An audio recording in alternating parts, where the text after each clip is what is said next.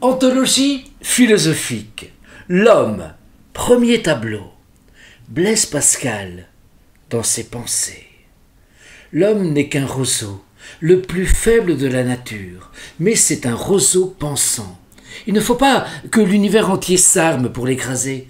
Une vapeur, une goutte d'eau suffit pour le tuer. Mais quand l'univers l'écraserait, l'homme serait encore plus noble que ce qui le tue, parce qu'il sait qu'il meurt. Et l'avantage que l'univers a sur lui, l'univers n'en sait rien. L'homme est le berger de l'être. Martin Heidegger.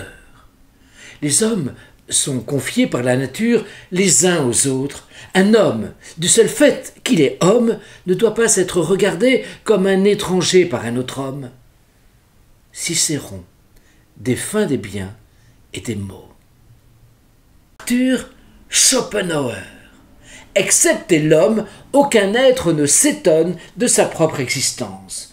Son étonnement est d'autant plus sérieux que, pour la première fois, une espèce animale s'approche de la mort avec une pleine conscience. De cette réflexion et de cet étonnement naît le besoin métaphysique qui est propre à l'homme seul.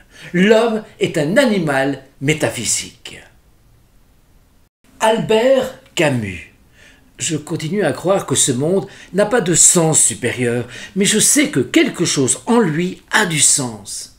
Et c'est l'homme, parce qu'il est le seul être à exiger d'en avoir. Ce monde a du moins la vérité de l'homme, et notre tâche est de lui donner ses raisons contre le destin lui-même. Il n'a pas d'autre raison que l'homme, et c'est celui-ci qu'il faut sauver si l'on veut sauver l'idée qu'on se fait de la vie.